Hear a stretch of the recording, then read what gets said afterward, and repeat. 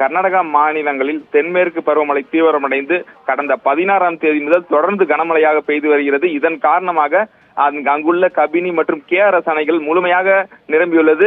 அணையின் பாதுகாப்பு கருதி தற்பொழுது நீர் முழுமையாக தமிழகத்திற்கு வெளியேற்றப்பட்டு வருகிறது. கிட்டத்தட்ட 2,50,000 கன அடி வரை வெளியேற்றப்பட்டு வந்தது. அதன் பிறகு மழையை பொறுத்து தண்ணீரானது மாற்றி மாற்றி கூடுதலாகவும் குறைந்தாகவும் திறந்துவிடப்படுகிறது.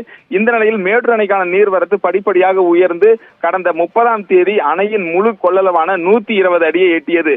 அணை வரலாற்றில் 43வது முறையாக மேட்டூர் அணை தனது முழு கொள்ளளவை எட்டிய நிலையில் தற்பொழுது மேட்டூர் அணைக்கான நீர்வரத்து 1,50,000 கனஅடியாக வந்து கொண்டிருந்தது. அதன் பிறகு படிப்படியாக குறைந்து இன்று காலை முதல் 1,10,000 கனஅடியாக வந்து கொண்டிருக்கிறது.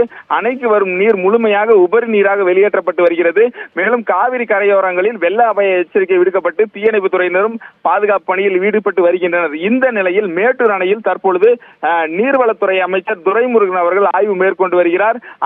காவிரி டெல்டா பாசனத்திற்கு தண்ணீர் திறந்துவிடப்பட்ட பொழுது அமைச்சர் வருகை புரியாததால் தற்பொழுது மேட்டூர் அணைக்கு வந்த அமைச்சர் துரைமுருகன் அவர்கள் 16 கண் மதகு, அணையின் வலது கரை, இடது கரை ஆகிய பகுதிகளுக்கு சென்று ஆய்வு மேற்கொண்டார்.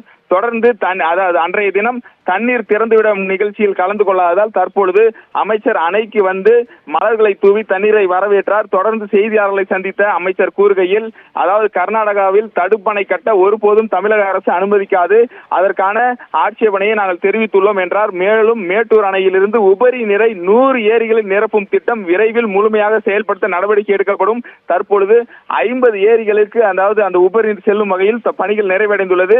முழுமையாக உபரி நீரை 100 ஏரிகளில் சென்றடைய அந்த பணிகளை விரைந்து முடித்து அதையும் பயன்பாட்டிற்கு விடுவோம் என்று கூறினார். தொடர்ந்து இந்த ஆய்வானது தற்பொழுது 1 மணி நேரம் கடந்து நிறைவடைந்த நிலையில் அந்த பகுதியில் உள்ள அதிகாரிகளிடம் அமைச்சர் பேசி வருகிறார். அணையின் பாதுகாப்பு குறித்தும் நீர்வரத்து கண்காணிப்பது குறித்தும் அதிகாரிகளுடன் ஆலோசனை நடத்தி வருகிறார். பிரவீன்.